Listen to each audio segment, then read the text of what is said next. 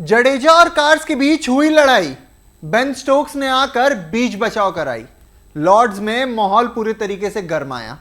नमस्कार, run score देख रहे हैं आप, मैं हूं आपके साथ आयुष। और लॉर्ड्स के मैदान पे गर्मा गर्मी तब से ही शुरू हो चुकी थी जब से जैक क्रॉली और शुभमन गिल दोनों आपस में भिड़े थे।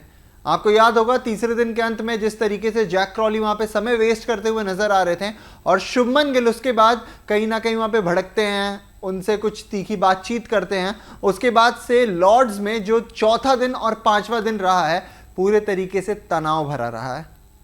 ना केवल भारत की तरफ से स्लेजिंग जमकर हुई, बल्कि इंग्लैंड को भी पता था कि जब भारत उतरने वाली है बल्लेबाजी के लिए तो हमें क्या करना है, किस तरीके से हमें अप्रोच करना है, किस तरीके से हमें भी अपनी तरफ से पूरी तेवर दिखानी है। ऐसे में बेन स्टोक्स जो कि आज की हीरो भी रहे हैं और जिस तरीके से उन्होंने क्रूशियल विकेट्स भी निकाले हैं, वो भी वहां बॉलर्स को अपने पूरे तरीके से मोटिवेट कर रहे थे। जो बैटर्स थे इंडिया की तरफ से जाके उनसे कुछ ना कुछ ऑल्टरकेशंस कर रहे थे। और इसी बीच कुछ ऐसा हुआ जिसने सबको चौंका दिया। दरअसल हुआ क्या कि ब्राइडन कार्स बॉलिंग के लिए आए थे, ब्राइडन कार्स बॉलिंग कर रहे थे और रविंद्र जडेजा बैटिंग कर रहे थे।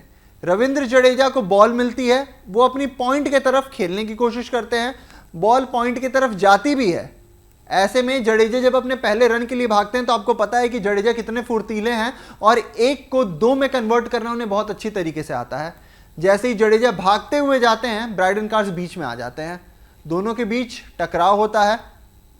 ब्राइडन कार्स लड़खड़ाते भी हैं, जडेजा अपने आप को किसी तरीके से संभाल के 2 रन पूरा भी करते हैं और उसके बाद जडेजा का आक्रामक रूप दिखता है।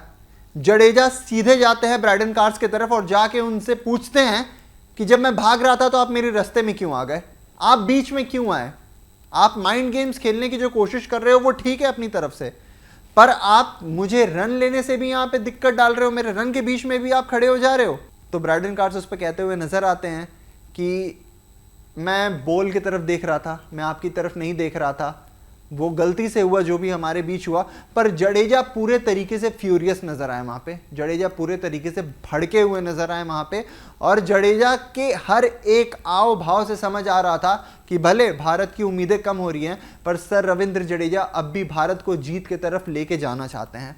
ऐसे में जडेजा का गुस्साना भी कहीं ना कहीं लाजमी था, क्योंकि अगर बॉलर किसी भी बैटर के रनअप के बीच में आ जाता है तो वो बैटर के लिए एक तरीके से रन्स की क्षति होती है। आपको पता है कि अगर वो 2 था तो कहीं ना कहीं वो कहीं किसी तरीके से रविंद्र जडेजा उसे तीसरे में भी कन्वर्ट कर देते, वो 3 रन भाग जाते हैं। पर ब्राइडन कार्स आते हैं बीच में, वो टकराव होता है, उसकी वजह से नीतीश कुमार रेड्डी भी थोड़े स्लो हो जाते हैं। और ऐसे में इन मैचेस में जहां इतना हाई प्रेशर गेम चल रहा है, इतनी इंटेंसिटी के साथ प्लेयर्स खेल रहे हैं, उस बीच आके 1 रन रोक देना कितना ज़्यादा खामियाजा भुगतना पड़ सकता है इसका टीम इंडिया को, इसका अंदाज़ा भी नहीं लगा सकते हैं ब्राइडन कार्स। हालांकि उनकी टीम के लिए तो ये कहीं ना कहीं से एक अच्छा ही साइन है कि 1 रन जो था वो भी वहाँ पे बच गया। और इन सारे मैचेस में जहाँ पे लो स्कोरिंग टोटल है, एक एक मैच कितना कीमती होता है हम सबको पता है। तो लॉर्ड्स में माहौल इस पर गर्मा गया। जडेजा और ब्राइडन कार्स दोनों एक दूसरे के सामने आ गए। जडेजा तो बहुत ज़्यादा गुस्से में नजर आ रहे थे, जडेजा को कहीं ना कहीं वो फ्रस्ट्रेशन भी दिख रही थी चेहरे पे, जो ऊपर वाले बैटर्स ने थोड़ा भी रन से कंट्रीब्यूट नहीं किया वो, और दूसरे तरफ से जो ब्राइडन कार्स उनके रनअप के बीच में आ गए उस पर भी। ऐसे में बेन स्टोक्स को बीच में आना पड़ा, वो आके बीच में शांत करवाते हैं माहौल को, दोनों को भेजते हैं। पर जडेजा की आंखों में वो गुस्सा साफ नजर आ रहा था।